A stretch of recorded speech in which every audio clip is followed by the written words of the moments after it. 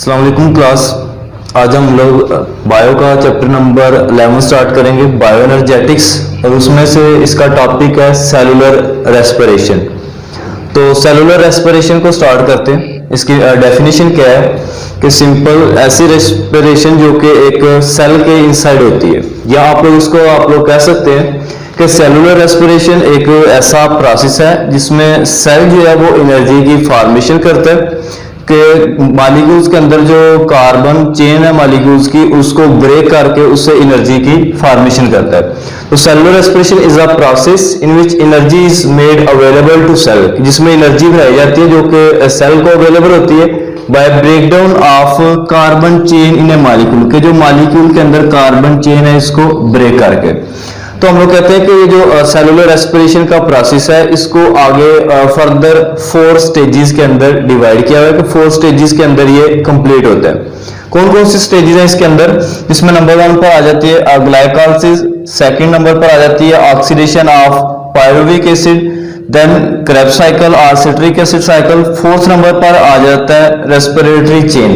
अब हम लोग कहते हैं कि ये जो 4 फेजेस हैं ये जब होंगी तो एक जो सेलुलर रेस्पिरेशन का प्रोसेस है फिर जाके ये कंप्लीट होता है। कि मतलब कि एनर्जी जो है वो एक ही स्टेप के अंदर इसकी फॉर्मेशन नहीं हो जाती, बल्कि इसको डिफरेंट स्टेजेस के अंदर डिवाइड किया गया, जिसमें नंबर 1 पर है glycolysis, oxidation of pyruvic acid, then Krebs cycle and respiratory chain.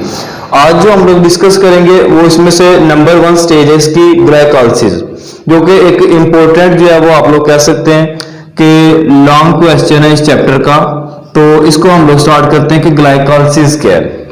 तो सबसे पहले इसकी डेफिनेशन ग्लाइकोलाइसिस की, तो हम लोग कहते हैं कि ये जो वर्ड है ग्लाइकोलाइसिस, यहाँ पर जो ग्लाइको का वर्ड है ये ग्लूकोज को शो कर रहा है, और जो लाइसिस है इसका मीनिंग क्या होता है? ब्रेक डाउन, मतलब किसी चीज को ब्रेक करना, उसको तोड़ना। तो हम लोग कहते हैं ग्लाइकोलाइसिस क्या है कि ये एक ऐसा प्रोसेस है जिसमें ग्लूकोज के मॉलिक्यूल को ब्रेक किया जाता है और उससे जो है वो पायरुविक एसिड की फॉर्मेशन की जाती है, या पायरुविक एसिड के मॉलिक्यूल की फॉर्मेशन की जाती है। तो हम लोग कहते हैं कि ग्लाइकोलाइसिस क्या है, फिर इसकी डेफिनेशन क्या हो जाएगी? ब्रेकडाउन ऑफ ग्लूकोज, कि ग्लूकोज का टूटना अप टू दी फॉर्मेशन, कि जब तक फॉर्मेशन हो जाए ऑफ पायरुविक एसिड, कि जब तक पायरुविक एसिड नहीं बन जाता उस तक जो ग्लूकोज का टूटना क्या कहलाता है? ग्लाइकोलाइसिस। अब हम लोग कहते हैं कि यहाँ पर एक ग्लूकोज का मॉलिक्यूल जो कि साइटोप्लाज्म के इनसाइड प्रेजेंट होगा वो टूटेगा, और इसके एंड प्रोडक्ट पर जो है वो 2 मॉलिक्यूल्स बनेंगे पायरेट के। तो इस होल प्रोसेस जिसमें ग्लूकोज जो है वो 2 पायरेट के मॉलिक्यूल में कन्वर्ट हो जाता है, इसको हम लोग क्या नाम देते हैं? ग्लाइकोलाइसिस का। अब इसके लिए हम लोग कहते हैं कि ये वाला जो प्रोसेस है ये ऑक्सीजन की प्रेजेंस में भी हो सकता है और इसकी एब्सेंस में भी हो सकता है। टेक प्लेस इन प्रेजेंस और एब्सेंस ऑफ ऑक्सीजन, ये ऑक्सीजन की मौजूदगी में भी हो सकता है और उसकी गैर मौजूदगी में भी ये वाला प्रोसेस हो सकता है। फिर हम लोग कहते हैं कि process is catalysed bye enzyme, कि इसको कैटलाइज करने के लिए, रन करने के लिए कुछ एंजाइम चाहिए होते हैं। एटीपी मतलब कि एनर्जी चाहिए होती है in the form of ATP, और उसके अलावा कुछ को enzyme like NAD, nicotine amide, adenine di nucleotide. तो इस तरीके से ये कुछ चीजें चाहिए होती हैं इस प्रोसेस को रन करने के लिए, स्टार्ट करने के लिए।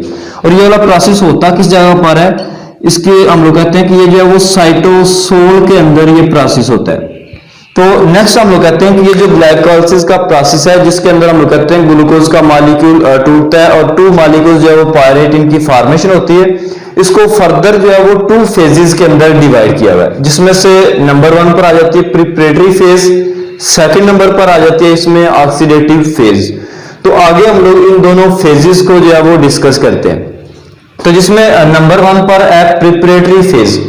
तो अब अगर इसमें हम लोग देखें प्रिपरेटरी फेज के अंदर बेसिकली ग्लाइकोलाइसिस के अंदर क्या होना है? एटीपी की फॉर्मेशन होनी है, लेकिन हम लोग कहते हैं कि इसकी फर्स्ट फेज के अंदर पहले एनर्जी को इन्वेस्ट करना पड़ता है, मतलब कि ऐड करना पड़ता है। फिर इसकी सेकंड फेज जो प्रिपरेटरी फेज है जिसको पे ऑफ फेज भी कहते हैं, उसके अंदर एनर्जी जो है वो दोबारा से रिलीज हो जाती है। तो इसको हम लोग स्टार्ट करते हैं नंबर 1 फेज को, प्रिपरेटरी फेज को। इसमें क्या होगा कि सबसे पहले हमारे पास ग्लूकोज का एक मॉलिक्यूल मौजूद है, तो इसको साथ दूसरी फॉर्म में मैं ड्रा कर देता हूं ओपन करके, कि ग्लूकोज के अंदर जो है वो 6 कार्बन होते हैं। तो ये हमारे पास जो है वो 6 कार्बन वाला एक मॉलिक्यूल है जिसको हम लोग क्या नाम देते हैं? ग्लूकोज। अब इसमें क्या होगा कि सबसे पहले जो एटीपी का मॉलिक्यूल है उसमें से एक फास्फेट रिलीज होगा और एटीपी जो है वो एडीपी के अंदर एडिनोसिन डाइफॉस्फेट में कन्वर्ट हो जाएगा, और वो जो फास्फेट है जो एटीपी से निकलेगा वो आके ग्लूकोज की कार्बन नंबर की जो पोजीशन 6 है इसके ऊपर अटैच होता है। अगर नंबरिंग स्टार्ट करते हैं कार्बन 1 2 3 4 5 एंड 6, तो कार्बन 6 पर आके वो वाला फास्फेट अटैच हो जाता है। अब कार्बन 6 पर आके अटैच क्यों होता है? क्योंकि जो कार्बन 6 है यहाँ पर बेसिकली जो है वो OH ग्रुप जो है वो प्रेजेंट होता है और यहाँ पर आके वो फास्फेट अटैच हो जाता है।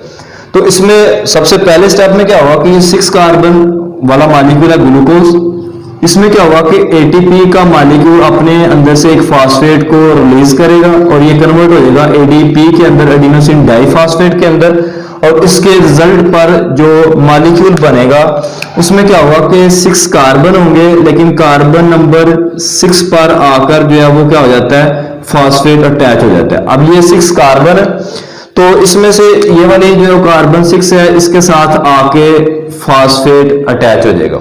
तो फिर इस मॉलिक्यूल का नाम, पहले ये क्या था हमारे पास ग्लूकोज था, जब इसमें फास्फेट अटैच हो जाता है इसका नाम क्या हो जाता है ग्लूकोज 6 फास्फेट। ये आप लोगों की बुक के अकॉर्डिंग ये जस्ट नेमिंग लिखी हुई है और इसका प्रोसेस लिखा हुआ है, ये एक्सपेंड करके साथ जो है वो मैं आप लोगों को समझा रहा हूं। तो ग्लूकोज में जब एटीपी से फास्फेट ऐड हो जाता है तो ग्लूकोज 6 फास्फेट की फॉर्मेशन हो जाती है।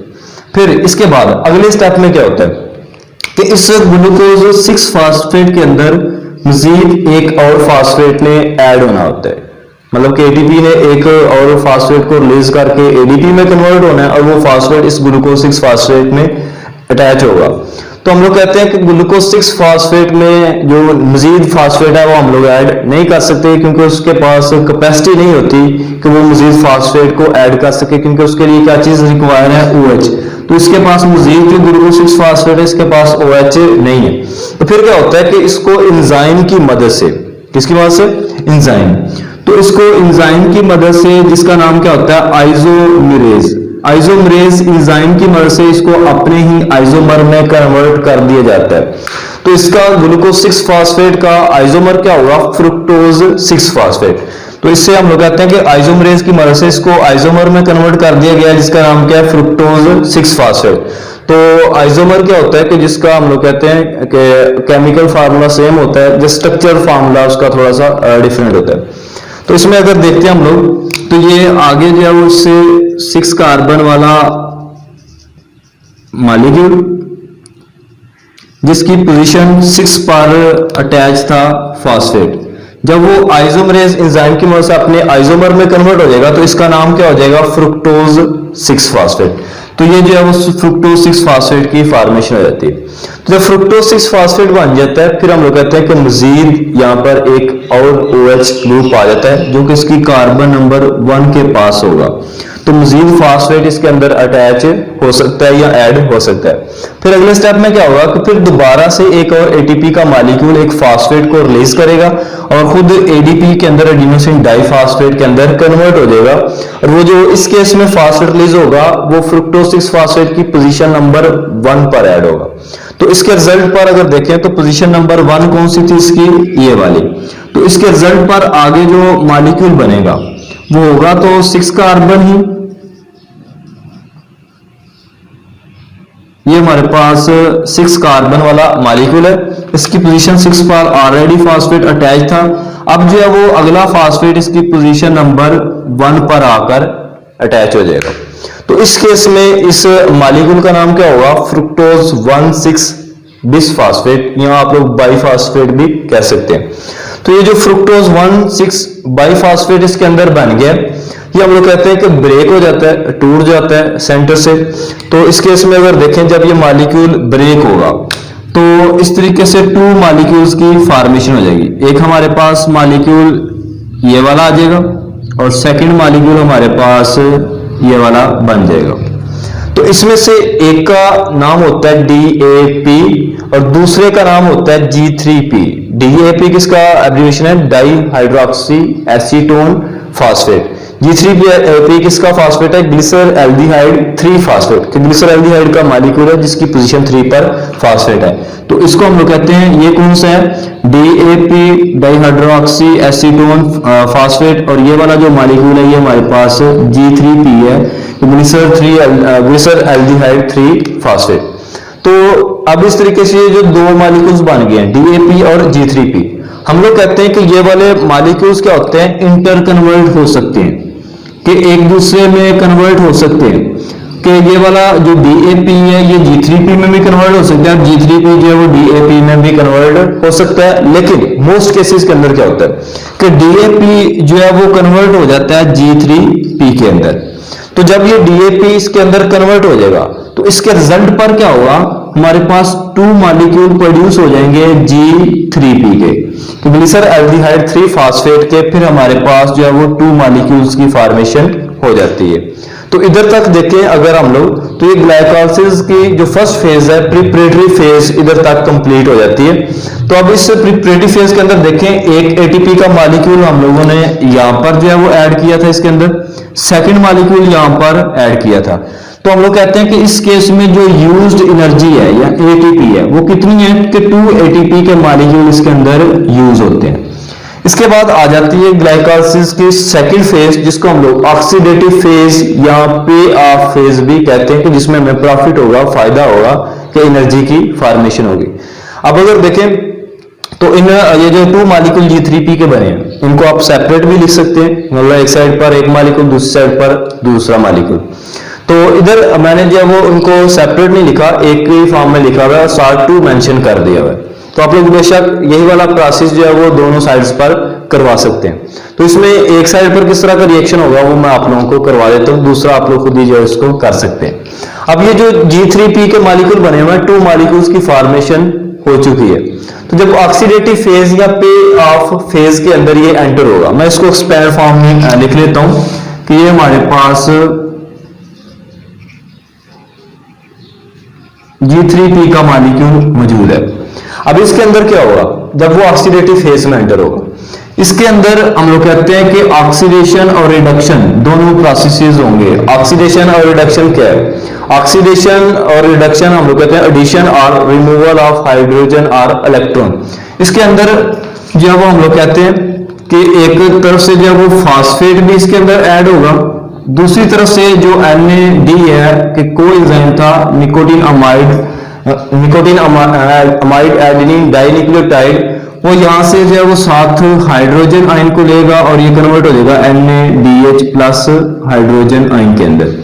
तो जब ये ऑक्सीडेशन और रिडक्शन होती है, इसके रिजल्ट पर जो मॉलिक्यूल बनता है वो कौन सा होगा? 1,3-बाइफॉस्फोग्लिसरेट, कि मतलब कि इसकी पोजीशन 3 पर ऑलरेडी फास्फेट मौजूद था, तो ये जो फास्फेट ऐड होगा ये आकर उसकी पोजीशन नंबर कार्बन की 1 पर अटैच हो जाएगा।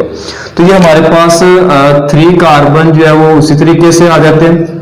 ये फास्फेट पहले से मौजूद था, तो जब ये सेकंड फास्फेट आएगा तो वो आके उसकी पोजीशन नंबर 1 पर जो है वो अटैच हो जाएगा। तो इस केस में ये जो मॉलिक्यूल है इसका नाम क्या होगा? 1,3-बाइफॉस्फोग्लिसरेट, या इसको BPG भी आप लोग कह सकते हैं शॉर्ट फॉर्म में। अब यहां पर मैं एक मॉलिक्यूल को कर रहा हूं तो दूसरा रिएक्शन भी सेम इसी तरीके से होगा, या आप लोग इसी के साथ जो है वो 2 लिख सकते हैं। क्लियर? आगे नेक्स्ट, फिर जब ये जो है वो BPG का मॉलिक्यूल बन जाएगा या 1,3-बाइफॉस्फोग्लिसरेट का मॉलिक्यूल बन जाएगा, अगले स्टेप में क्या होगा कि यहां से एक ATP के मॉलिक्यूल की फॉर्मेशन होगी। कितने मॉलिक्यूल की? एक। अब ये देखें कि यहां पर एक ADP का मॉलिक्यूल यहां से फास्फेट को लेगा और फास्फेट को लेने के बाद ये कन्वर्ट हो जाएगा ATP के अंदर एडिनोसिन ट्राई फास्फेट के अंदर। तो इस केस में ये जो फास्फेट पोजीशन नंबर 1 पर था ये रिमूव हो जाएगा और आगे जो है वो 3 कार्बन रह जाएंगे, और इन 3 कार्बन की जो पोजीशन नंबर है 3 कार्बन की उधर फास्फेट रह जाएगा और 1 वाला जो फास्फेट है वो रिमूव हो जाएगा। तो इस केस में ये जो रिजल्टिंग मॉलिक्यूल बनता है इसका नाम क्या होगा? 3PG या 3-फास्फोग्लिसरेट। तो इसका नाम क्या हो जाएगा? 3PG, 3-फास्फोग्लिसरेट। क्लियर है? अब यहां पर 2 मॉलिक्यूल थे हमारे पास 1,3-बाइफॉस्फोग्लिसरेट के, तो यहाँ पर जो है वो एटीपी की फॉर्मेशन भी जो है वो 2 मॉलिक्यूल जो है वो एटीपी की फॉर्मेशन होगी, और इसके रिजल्ट पर ये जो मॉलिक्यूल है ये भी 2 ही प्रोड्यूस होंगे। क्लियर है। इसके बाद अगले स्टेप के अंदर क्या होगा कि जो 3PG का मॉलिक्यूल है ये जो है वो रीअरेंज अपने आप को करता है, और ये जो फास्फेट जो उसकी पोजीशन 3 पर प्रेजेंट है वो पोजीशन नंबर 2 पर आ जाता है। तो ये जो मॉलिक्यूल है फिर ये हो जाएगा कि ये इसके 3 कार्बन है, और ये फास्फेट पहले पोजीशन नंबर 3 पर था, अब ये आ जाएगा उसकी पोजीशन नंबर 2 पर। तो ये जो इस केस में रिजल्टिंग मॉलिक्यूल बनता है फिर इसका नाम क्या होता है 2PG कि फास्फोग्लिसरेट या ग्लिसरॉल्डिहाइड का एक मॉलिक्यूल है जिसकी पोजीशन 2 पर क्या चीज प्रेजेंट है, फास्फेट। बेसिकली ये जो 2P है या 3P है ये शो करता है कि किस कार्बन पर जो है वो फास्फेट मौजूद है। तो ये जो 2-फास्फोग्लिसरेट का मॉलिक्यूल बन जाएगा। इससे बाद अगले स्टेप में क्या होगा कि इसमें डिहाइड्रेशन का प्रोसेस होगा। क्या चीज होगी, डिहाइड्रेशन। डिहाइड्रेशन क्या, रिमूवल ऑफ वाटर। इसमें से क्या किया जाएगा कि वाटर के मॉलिक्यूल को रिमूव किया जाएगा, उसको निकाला जाएगा। तो जब वाटर के मॉलिक्यूल को इसमें से रिमूव किया जाता है तो उसके रिजल्ट पर ये जो मॉलिक्यूल प्रोड्यूस होगा 3 कार्बन वाला जिसकी पोजीशन 2 पर फास्फेट है, उसका फिर नाम क्या होगा, PEP, phosphoenol pyruvic acid, phosphoenol pirate. तो इसका हम लोग कहते हैं कि PEP की फॉर्मेशन हो जाएगी। यहाँ पर 2 मॉलिक्यूल थे 2PG के, और यहाँ पर भी जो है वो 2 ही मॉलिक्यूल बन जाएंगे 2PEP के। क्लियर है। उसके बाद अगले स्टेप में क्या होगा कि इसमें से दोबारा से एक और ADP का मॉलिक्यूल फास्फेट को लेगा, ADP का मॉलिक्यूल फास्फेट को लेगा और ये कन्वर्ट हो जाएगा ATP के अंदर, एडिनोसिन ट्राइफॉस्फेट के अंदर, और ये वाला जो पोजीशन 2 पर फास्फेट है फिर ये भी रिमूव हो जाएगा। तो इसके रिजल्ट पर जो है वो ये 3 कार्बन जो है वो सिर्फ बच जाएंगे और ये 2 मॉलिक्यूल जनरेट होंगे। अब ये 3 कार्बन वाला मॉलिक्यूल जो कि 2 मॉलिक्यूल यहां पर फॉर्मेशन हुई है इसका नाम क्या होगा, पायरेट। तो यहां पर हम लोग कहते हैं कि पायरेट की फॉर्मेशन हो जाती है। तो ग्लाइकोलाइसिस यही था कि जिसमें हम लोग कहते हैं कि ग्लूकोज का मॉलिक्यूल टूटता है, इसके टूटने से जो है वो 2 मॉलिक्यूल्स बन जाते हैं। किस चीज के, पायरेट के। इस प्रोसेस को आप लोग क्या नाम देते हैं, होल प्रोसेस को ग्लाइकोलाइसिस।